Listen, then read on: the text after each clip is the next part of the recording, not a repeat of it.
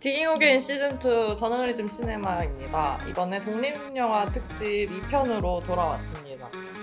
저희가 녹음을 하기 전에 사전에 좀 이런저런 얘기를 나눴는데 저 궁금해요. 그 중간에 그런 장면이 나오거든요. 매기에서. 어느 날 직원들이 전부 출근을 안 합니다. 그래서 부원장이 이거 다 나한테 거짓말하고 기강을 잡아야겠어 막 이러니까 윤영이 그러면 찾아가 보고 진짜 아파서 안 나온 걸 수도 있지 않냐, 그거 확인해 보시면 되지 않냐 라고 제안을 해서 같이 갔는데 진짜 아팠죠. 집에 쓰러져 있었어요. 고정님 왜 웃으세요? 그걸 보고 어떤 생각을 했는지 쓰러진 척하는 거 아니에요? 아니 일단 한날 1시에 모두가 다 아프다는 거 자체도 말이 안 되고, 정말 많은 인원이 그냥 병원에 그 2명밖에 없었거든요. 환자도 아무도 없고 2명밖에 출근을 안 한 게 일단 말이 안 되고, 그리고 이 영화 전에서 이미 만약에 이게 초반부였으면 의심을 안 했을 테지만 전에서 이미 좀 사람들이 일반적이지 않고 좀 과장된 사고를 하는 인물들이 많이 나왔기 때문에 무슨 팁타임을 가진 게 이제 딱 보였는데 집에 안에 들어가니까 쓰러져 있어. 그런 거 보면 이게 앞으로 문을 따고 들어왔거든요. 이거를 조사를 하려고. 근데 그 따고 들어온 소리를 듣고 급하게 집에서 쓰러진 척 하는 거 아니야? 하는 생각을 하면서 봤다. 그리고 이게 그 모든 병원에 출근하지 않은 모든 사람들을 다 찾아간 게 아니라 다트로 딱 한 사람만 찾아갔는데 이 사람은 아팠던 거죠. 그래서 저는 이제 한 사람 했으니까 다음도 이제 그냥 그날에 뭐 어차피 환자도 없고 시간도 많은데 이제 그럼 다른 데도 가봐야겠다라고 하면서 하나씩 다 가볼 줄 알았는데 이제 여기서 봐봐요, 이제 사람들 거짓말한 거 아니죠? 라고 했던 게 저는 정말 신기했다. 저라면 다 가봤다. 그래서 뮤즈가 그런 얘기를 해줬어요. 윤영은 일단 인간에 대한 신뢰를 쉽게 포기하지 않는 사람인 것 같다. 사람을 계속 믿고자 하려는 그게 있는 것 같다. 그리고 처음에도 그 세탁소 아저씨랑 얘기를 하는 장면에서 세탁소 아저씨가 뭐 이거 옷을 제대로 물빨래를 안 했잖아요. 근데 그걸 윤영이 알아차게 되고, 그러면서 근데 또 다음에는 뭐 잘 부탁드린다 하면서 약간 사람들의 신뢰를 계속해서 유지하고 관계를 계속 이어나가고 싶어하는 느낌? 뭔가 그렇게 확 한 번 뭐 실수했다 뭐 이런 걸로 막 저버리지 않는 세탁소를 바꾸지 않죠. 그런 사람이지 않을까? 그래서 오히려 그 전 여친의 말도 더 믿고 싶었을 수도 있을 것 같아. 전 여친의 말도 믿고 싶고 뭔가 이 성원이의 말도 믿고 싶고 뭔가 이런 느낌? 그래서 그렇게 이제 폭주하는 식으로 마음의 갈등이 드러났을 수 있겠네요. 그 매기에서 계속 얘기하는 게 신뢰, 뭐 의심, 선입견 뭐 이런 얘기잖아요. 저는 이제 독립영화 이게 권위자. 그냥 좋아하는 사람인데 독립영화에 은근 좀 저는 그런 요소가 많아서 좋아하는 것도 있거든요. 약간 되게 돌려서 어떤 요소적으로 말을 하는 그런 게 되게 많아요. 약간 직설적으로 바로 얘기 안 하고. 그래서 오히려 이제 그게 병이 돼서 뭔가 조금만 뭐 보여도 저건 무슨 뜻이지? 그래서 차라리 빅슬립 같은 완전 리얼리즘의 독립영화는 딱 해석할 필요가 없으니까 그거는 그냥 뭐 이렇게 보고 그냥 되게 사람이 다면적이고 이게 관점이 약간 변하는 그런 거에 집중해서 본다면, 매기는 요소가 하도 많으니까 막 중간에 아이들이 방방 트램펄린에서 막 뛰는 장면이 나오는데 그때 막 같이 구슬 같은 것도 같이 뛰어요. 저 구슬은 무슨 의미일까? 작은 거 하나하나 해도 자꾸 의미 부여하는 병이 생겨가지고. 근데 또 그런 게 재밌어요. 그런 거를 재밌어하는 게 있어서 그래서 독립영화를 좋아하는 것 같아요.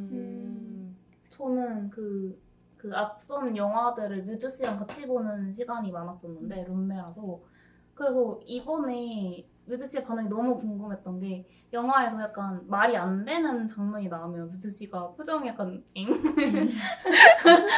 좀 일그러지는 때가 많았거든요. 근데 빅슬립 같은 경우에는 완전 리얼리즘인 영화다 보니까 이거는 그럼 완전 만족하고 보는 건가? 이번에 따로 봐가지고 너무 그 반응이 궁금한 거예요.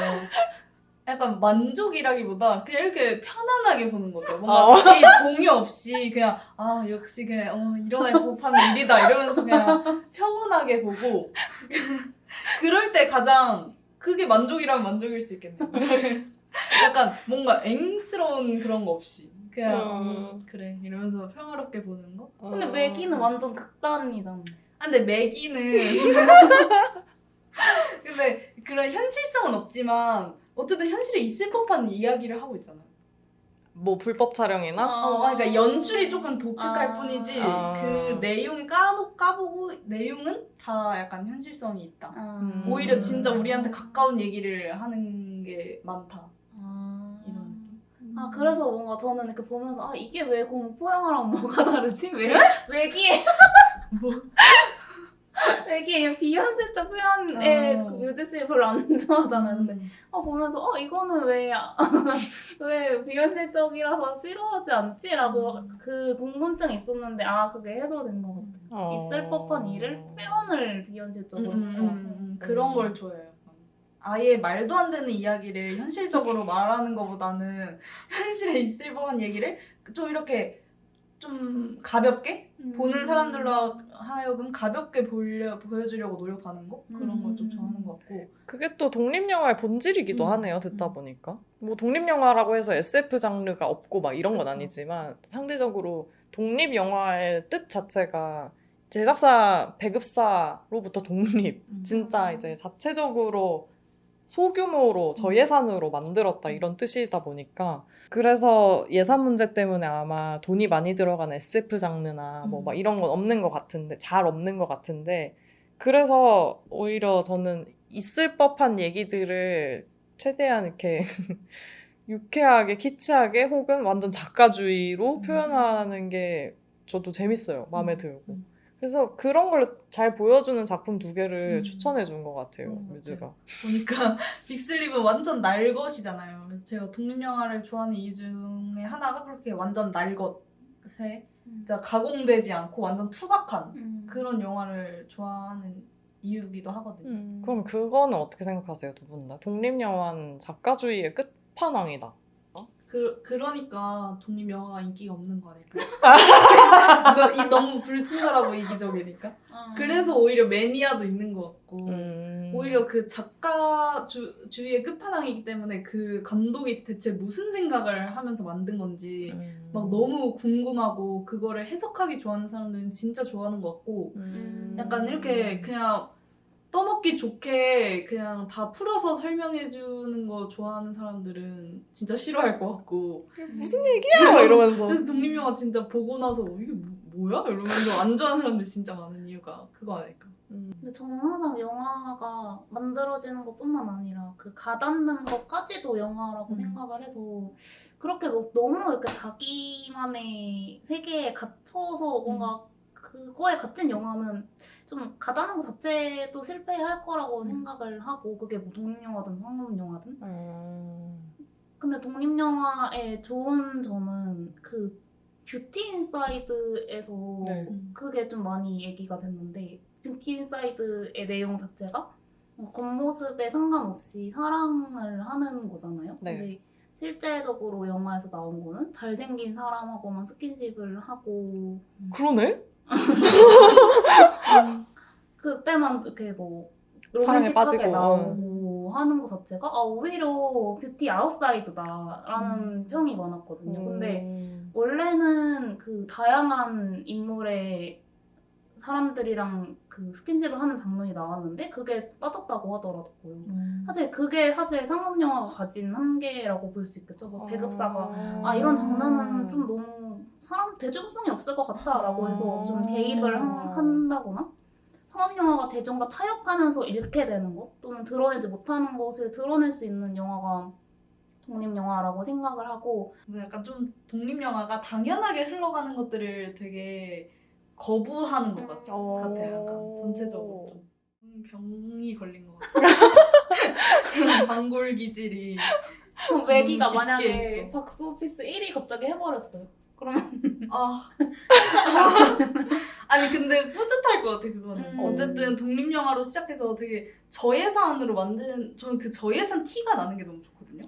그 돈이 없는 채로 만들어진 느낌이 너무 좋아서 그게 영화에서도 보이잖아요. 너무 없어서 네. 계속 횡하죠. 해하고 옷도 진짜 맨날 똑같고 네. 약간 그런 게 다 보이는데 그런 느낌이 박스오피스 1위를 한 거면은 진짜 대단한 거죠. 근데 박스오피스 얘기가 나와서 말인데 박스오피스 1위를 하는 영화 좀 절반은 안 보고 싶어요. 안 봐요 저는.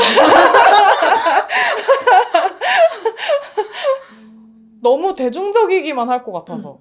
그러니까 내 생각의 여지를 주지 않을 것 같아서. 이것도 역시 편견입니다. 선입견이긴 하지만 네. 근데 또 이상하게 파묘 같은 거는 파묘가 제가 개봉한 날 가서 혼자 봤거든요.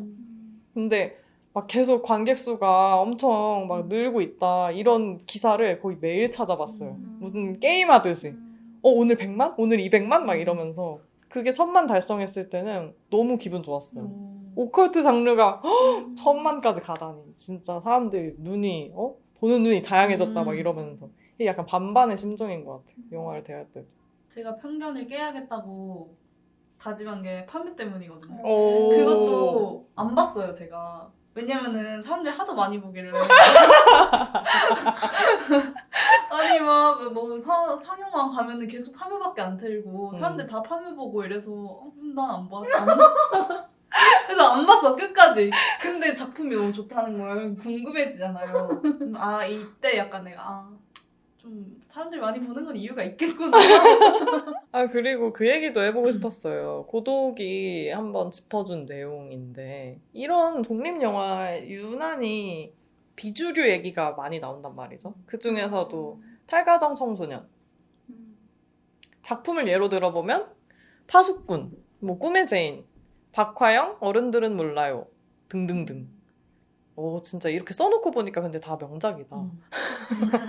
다 재밌게 본 작품들인데 이런 소재가 자주 등장하는데도 이유가 있을 거 아니에요. 뭔가 상업영화였으면 분명히 나오지 않을 법한 장면들. 왜냐면 상업영화는 되게 미화시켜서 얘기를 하는 부분이 있단 말이에요.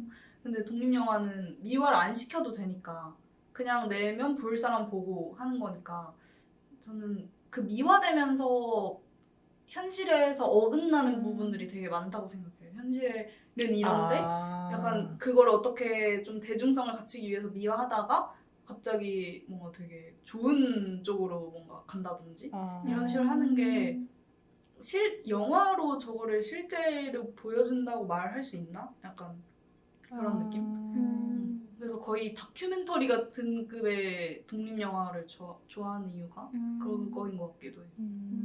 고독이 얘기했던 것처럼 대중과 타협하면서 놓치게 되는 부분들이 발생한다 뭐 이렇게 이해를 하면 독립영화의 그런 노골적인 표현 기법이 뭐 어떤 이제 이유에서 그렇게 된 건지는 알겠는데 이런 노골적인 표현을 하는 영화 치고 만족스러운 영화가 저는 사실 많이 없었어요. 그러니까 예를 들자면 어른들은 몰라요 같은 경우 이제 소위 말하는 탈가정 청소년들, 비행을 일삼는 청소년들을 진짜 노골적으로 보여주거든요. 진짜 막 무슨 너무 그 보기가 힘들어요. 근데 그게 다예요. 그러니까 진짜 그냥 내가 엿보고 온 느낌이거든요. 근데 그게 무슨 의미가 있지? 그러니까 그걸로 뭔가를 보여주려고, 그러니까 뭐를 읽어내 보세요 하고 관객에게 무언가 메시지를 드러내는 게 아니라 그냥 나 이렇게까지 이쪽 세계에 대해 잘 안다? 이렇게까지 화면에 잘 담는다? 봐봐 얘네 되게 막 엄청 자극적이지 않아? 이래 요즘 애들 하는 느낌인 거예요. 그래서 노골적 표현 기법이 과연 이 작품성과 혹은 독립영화만의 매력과 꼭 같이 가는가? 그렇지는 않은 것 같다. 맞아. 그런 노골적으로 진짜 다 보여주는 독립영화들은 사실성은 높을 수 있는데 예술성은 좀 떨어지는 것 같거든요. 뭔가 독립영화라고 해서 다 노골적으로 보여주는 게 아니라 또 매기 같은 작품은 완전 달랐잖아요. 네. 느낌이 보는데 하나도 불쾌한 느낌은 없었잖아요. 보면서 그냥 그런 게 감독이 얼마나 그 현실의 사회 문제를 다루는 거는 당연한 거고 그거를 어떻게 조금이라도 미화는 안 해도 되는데 그래도 좀 프렌들리하게 네. 연출을 어떻게 할 수 있을까 그런 거를 좀 더 고민하고 그거를 잘 표현할수록 예술성은 좀 높아지는 느낌? 그래서 뭔가 독립영화라고 하면 작품성이랑 사실성을 둘 다 잡아야지 좀 좋고 보는 사람들로 하여금 만족한 영화라고 말할 수 있을 것 같아요. 제가 얘기를 듣다 보니까 떠오르는 건데 독립영화 중에 이제 완전 저예산 다큐멘터리 영화 같은 경우에는 특히 진짜 만듦새가 더 떨어지거든요. 돈이 부족하거나 티가 엄청 나요. 근데 그런 다큐멘터리 영화일수록 노골적으로 보여준다는 표현이 맞는지는 모르겠는데 진짜 감독이 지금 감독은 이쪽에 서 있는 사람이구나. 저쪽의 얘기를 충실하게 담으려는 노력은 굳이 하지 않는구나. 왜냐면 이쪽의 얘기를 전하기도 바쁘니까 약간 어떤 이제 뭐 양쪽에 무언가의 다른 의견이 있다는 가정하에 특정 사안을 전할 때 그런 느낌이 들거든요. 근데 이게 우리 사회를 이제 드라마나 뭐 다른 상업 영화나 뭐 웹툰, 뭐 기타 등등의 콘텐츠들이 뭐 미화하거나 아니면 좀 충실히 담아내지 않아서 사회를 이걸 진짜 반영해 놓은 건가 하는 회의가 들게 만든다고 했잖아요. 근데 반면에 독립영화는 그래도 있는 그대로 최대한 보여주려고 하고 좀 그게 자극적이고 노골적이더라도 그 장면을 담아내고 그래서 어느 정도 관객한테 필요한 영화다라는 의견을 내주셨는데 그런 느낌을 갖고 이제 저예산 독립 다큐멘터리 영화를 생각해보면 이게 진짜 정말 거칠게 비유하자면 사이버레커와 뭐가 다르지? 라는 생각이 드는 거예요, 갑자기. 그러니까 그렇게까지 비약할 건 아니고 논리에 구멍이 많긴 하지만 그러면 이거야말로 그냥 내가 하고 싶은 얘기, 남이 어떻게 듣든 상관없고 그냥 내 얘기를 하고 싶어서 스피커가 없으니까 내가 스피커를 만드는 거 아닌가? 그런 생각도 들고 이 독립영화의 결국 이 노골성이 우리가 계속 얘기하고 있는 노골성이라는 것도 결국 작가주의와 정말 연결이 되어 있는 건데 이 작가주의가 정말 많이 담겨 있는 어떠한 콘텐츠 이거를 우리가 볼 때 그러면 항상 이렇게 팔짱 끼고 어떤 식으로 중립성을 지키려고 노력했는지 보겠어 이러면서 봐야 하는 건가? 아니면 이쪽 이야기 한번 흠뻑 빠져보고 좀 나 나름대로 생각을 정리하는 시간을 가지면서 소화해야 하는 건가? 뭐 이런 생각도 들거든요. 근데 하나 분명한 거는 어쨌건 상업영화건 드라마건 웹툰이건 뭐 작가주의가 심한 독립영화건 다 사회에 필요한 건 맞는 것 같아요. 또 그러니까 이런 장르는 없어져야 돼. 이게 좀 유해라고 느껴지진 또 않는 것 같단 말이죠. 왜냐면 기사는 아니니까 우리는 중립성을 지키면서 기사를 언론은 항상 중립성이 있어야 하는데 저는 개인의 작품은 개인의 영역이라서 그렇게 막 중립성을 꼭 지켜야 된다고 생각하진 않거든요. 대신 그거를 흡수하는 사람들이 수용을 하면서 좀 제대로 된 이 가치관을 세워야겠죠. 그걸 보면서. 어차피 그 모든 영화가 독립영화가 뭐 이런 부분에서 좋다고 해서 모든 영화가 독립영화가 되진 않을 거고 결국에 뭐 이런저런 시도가 많이 이루어져야지 또 뭐 좋은 영화가 나올 거고 그 하나 개개의 영화를 판단하는 것도 중요하겠지만 결국에 독립영화 자체가 많이 만들어지는 게 한국 영화 자체의 질도 담보할 수 있겠다는 생각이 드는데 그래서 저는 되게 아쉬웠던 소식 중에 하나가 그 이번에 독립영화 제작 지원 예산이 47억 원이 삭감이 됐더라고요. 진짜. 그리고 장편의 경우에 신청 주체도 원래는 이제 개인도 신청을 할 수 있었는데 제작사만 신청을 할 수 있게 되고 영화제 육성 지원 사업도 절반으로 예산이 삭감됐다고 하더라고요. 그리고 특히 저는 이것도 너무 마음에 안 들어요. 왜 개인이 아닌 제작사만 신청할 수 있게 해놓은 거지? 그럼 이제 똑같은 양산형 영화만 만들어내겠다는 거잖아요. 점점 이 창작의 폭을 이게 나라에서 줄이고 있으니까. 그리고 최근에 이제 2024년에 9월 달에 열린 제천 국제음악영화제에서 이번에 이제 K-pop 무대들이 줄을 이룬다고 K-pop 이제 가수들이 와서 아, 그래요? 그런 뉴스가 났는데 그냥 뭔가 이게 좋고 저게 좋고 이게 아니고 왜 자꾸 본질을 벗어나려고 하는 건가에 대한 의문이 자꾸 들더라고요. 최근 영화제 같은 거 보면 그게 예산 삭감을 했는데 뭐 K-pop 무대는 하게 해주고 이런 게 좀 이해가 안 갑니다. K-pop 무대라 함은 아이돌 가수가 온다는 건가요? 그렇죠. 어... 이제 아이돌 가수들이 와서 공연하고 그런 오. 축제 느낌으로. 왜? 약간 지자체 입장에서는 뭐 더 많은 관광객이나 더 많은 소비를 위해서 선택을 했을 걸로 보이는데 과연 그렇게 해놓고 영화제 도시라고 말할 수 있는가? 그럼 뮤직 페스티벌을 하지 왜? 그니까요. 어. 그래서 점점 약간 자꾸 변질되는 게 마음이 아픕니다. 근데 한국 문화 산업 되게 잘 되고 있잖아요. K 콘텐츠 산업 돈도 많이 되고 있고. 그런데 사실 그 잘 되는 현재 대규모로 진행되고 있는 것들이 잘 되려면은 사실 이런 소규모에서부터 시작이 돼야 된다고 생각을 하거든요. 갑자기 대규모로 어느 날 갑자기 감독이 뭐 1000만 영화를 목표로 찍는 게 말이 안 되잖아요. 그쵸. 그러니까 작은 거에서부터 시작해서 그런 사람들이 많이 성장하는 환경이 되어야지 좀 1000만 영화도 많이 만들어지고 또 세계적으로도 유행을 할 거고 할 텐데 근데 지금 K-pop 그것도 그렇고 이미 잘 된 사업에 너무 돈을 오히려 주고 얹어가려는 거. 정말로 이 산업 자체의 기반이나 환경 자체에 대해서는 신경 쓰지 않는 것 같은 느낌이 이게 점점 사람들이 이제 코로나가 풀리고 축제가 이제 여러 생겨나고 있잖아요. 그러면서 축제가 진짜 다 똑같은 느낌이에요. 맞아. 그냥 어딜 가든 그냥 가수 초청 가수 부르고 뭐 유명하다 싶은 아이돌 부르고 이렇게 하고 뭔가 그 축제만의 독보적인 뭔가 되게 유니크한 그 색깔을 보여줄 수 있는 그런 행사는 별로 없는 느낌인데 영화제까지 그거에 물들여져 버렸으니까 안타까운 거죠. 사실 제천 국제음악영화제는 이 음악영화만 큐레이션하는 재미가 있어요.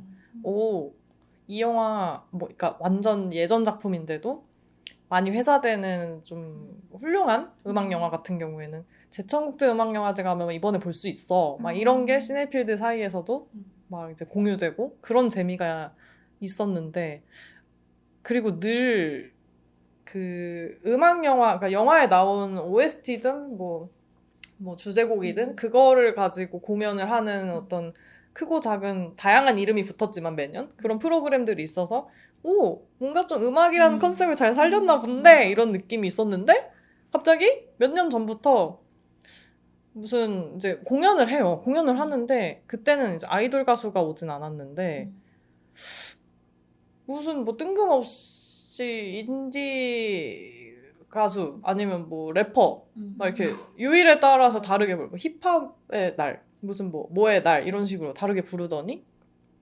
이번엔 아예 관광객 유치와 더 많은 사람들을 끌어당기기 위해 K-pop 축제를 하겠다. 진짜 모르겠다. 뭔가 영화를 좋아하는 사람으로서 그렇게 영화에서 사운드나 음악이 주는 효과도 진짜 크고 그걸로 되게 영화에 몰입되는 경우도 되게 많단 말이에요. 그래서 그것만 따로 연주하는 오케스트라 막 이런 공연이 제천국제음악영화제에서 있었잖아요. 네, 맞아요. 그런 거를 좀 더 활성화시키고 맞아. 오히려 그런 오케스트라들에게 더 뭔가 자리를 내주고 이랬으면 좋겠는데 그게 왜 또 다시 그런 상업적으로 바뀐 건지 좀 안타까워. 그러니까 어떤 산업이든 뭐 그냥 인간 관계든 다양성이 결국 진짜 제일 중요하고 저는 다양성 보존이 제 인생의 어떤 가치관이기도 하거든요. 그런데 독립영화가 그런 역할을 해주고 있었다고 생각해요. 다양성이라는 한 부분을 맡고 있었다. 근데 몇 년 사이에 한 10년 사이에 제가 체감하기로는 물론 이제 저의 거처가 수도권에서 제천으로 옮겨졌다는 것도 있지만 주변에 저예산 영화, 예술 영화, 독립 영화를 볼 창구가 너무 없어졌고 그런데다가 많이 안 만들어지고 많이 뭔가 바이럴도 안 돼. 예전에는 그래도 그 감독 이번에 또 장편 냈대? 약간 이런 소식을 서로 공유를 할 수가 있었는데 그런 게 전혀 안 되고 있고 점점 죽어가고 있는 느낌? 근데 계속 뭔가 기사나 뉴스에서는 막 K 콘텐츠가 이제 막 세계를 제패하고 있대요. 막 오징어 게임 2가 나온대요. 오징어 게임 2, 3, 4, 5만 낸다고 K 콘텐츠가 세계를 제패하는 게 아니잖아요. 막 뭐 우리가 오늘 다룬 빅슬립 같은 영화 뭐 아니면 매기 아니면 뭐 원더랜드 이런 진짜 다양한 영화들이 많이 선보여지고 거기서 또 다양한 얘기가 나와야 그게 콘텐츠의 힘이라는 건데 그래서 참 아쉽다. 결국에 독립영화 특집이라고 우리가 기획을 했지만 독립영화가 더 많아져야 하고 우리가 더 많이 봐야 한다는 결론으로 가고 있는 것 같기도 해요. 일단 독립영화를 다루면서 영화 환경 산업 자체 전반을 다루게 된 것 같아서 좋았고 그러네요. 그리고 저희가 처음에 프롤로그가 영화제로 시작했잖아요. 네. 대천에 영화관 없는데 영화제 한다. 근데 또 영화제로 마무리를 해서 수미상관을 달성하지 왜 이렇게 않았나. 똑똑하지 우리? 수미상관 좋아. 아주 깔끔한 마무리였다라는 생각이 듭니다. 주변에 독립영화를 좋아하는 사람이 잘 없어요. 그래서 맨날 외로웠어. 혼자 보고 혼자 생각하고 이런 게 외로웠는데 확실히 독립영화를 같이 보고 그리고 뭐 잘 안 보던 사람들의 얘기도 듣게 되고 이러면서 독립영화를 다들 좋아하게 될 것 같다? 왜냐면 이걸 들으면 뭔가 궁금해서 더 보고 싶을 것 같아요. 독립영화를. 확실히 독립영화의 매력이 뭔지 좀 분명하게 알았어요. 덕분에. 이런 작품들 얘기를 하면서 결국에 다양성 싸움이구나 콘텐츠라는 게 우리가 말로만 문화강국 할 게 아니라 그러니까 좀 들여다보기 불편하거나 조금 지루해 보이는 얘기가 많아져야 되는 거구나 라는 걸 느꼈어요. 그러니까 저는 이전에는 당연히 사람들이 더 재밌어하고 흥미있어하는 분야의 얘기가 많이 나오는 게 당연한 거 아닌가? 그 자연스러운 거 아닌가라고 생각했거든요. 근데 의도적으로라도 거기에 제동을 걸어주는 좀 불편한 얘기, 막 엄청 지루한 얘기, 막 이런 것들을 전면으로 들고 나오는 작품들이 많아져야 한다. 라는 생각입니다. 네, 그러면 저희 디깅 어게인 시즌2는 오늘로써 이렇게 마무리가 됩니다. 아쉽다. 그리고 머지않아 예고 없이 에필로그로 찾아올 거니까요. 그때까지 많이 들어주시기 바랍니다. 두 분 뮤즈, 고독, 루키 모두 수고했다고 박수 한번 쳐주고 끝내볼까요? 수고했습니다. 저희는 에필로그에서 만나요. 안녕.